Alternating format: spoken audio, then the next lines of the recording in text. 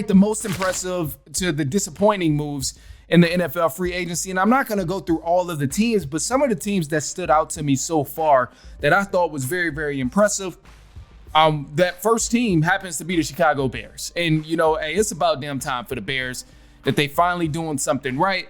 It's safe to say the Chicago Bears is arguably won the offseason again. I mean, you brought Ben Johnson in. You brought multiple coaches that were on the Lions staff. You brought in new pieces from before the free agency even started. And then now you bring in multiple all-pros on that line, like offense and defense.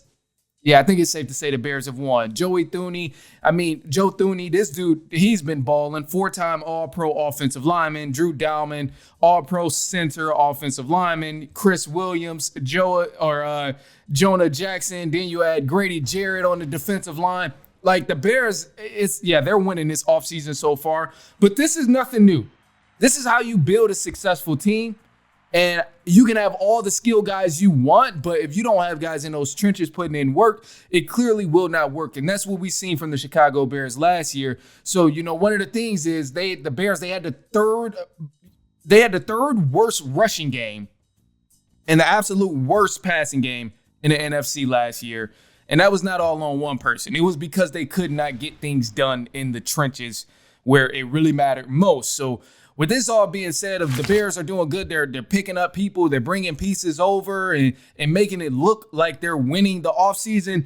My only concern with the Bears is just getting everything to translate onto the field, because this has never been an issue for the Chicago Bears picking up the talent. We've seen them pick up talent last year. We've seen them be the face of the offseason last year and win the offseason last year, but it just couldn't transfer over to the field. So now with them picking up all these different pieces, I think it will work better now that they picked up some important pieces to actually get the ball moving downfield, starting from the line is what I mean. But it's always a concern. You never really know. So shout out to the Bears. They've been doing good, though, so far. And obviously, it's still, it's only day one of free agency right now. So you can't really say, oh, they're bad, they're really good, or, they're the best so far. But, I mean, it's looking like they're about to take the offseason again and really turn things around. So I'm happy for them that they're doing their thing.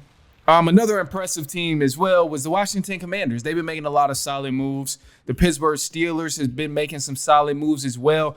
I think the biggest move from the Steelers was the DK Metcalf move. He moved over from the Seattle Seahawks. He was traded. And now you got George Pickens and DK Metcalf over there with the Pittsburgh Steelers. And I know a lot of people are talking about, oh, man, this is such a talented duo at the receiving end. But I'm more so thinking about how physical and aggressive this team is. Now, look, if Mike Tomlin can somehow manage to become a coach that wins more than 9 games like he's been doing the past few seasons, if he can win more than 9 games and keep these guys under control, meaning DK Metcalf and George Pickens, damn it, the Steelers should re-sign him. But if the Steelers see another 8-8 season, a 9-8, 8-9, whatever the case is, a first-round exit, it shouldn't even be a discussion if Mike Tomlin needs to be fired from the Pittsburgh Steelers. He has to go if that's the case, but in a good situation. Still looking for a quarterback is what we see from the Steelers right now. But ultimately, they've been making the moves in the correct decision, in the correct direction. They also picked up Darius Slay, which was huge as well for them. I mean, that guy is going to add a huge amount of safety in that secondary.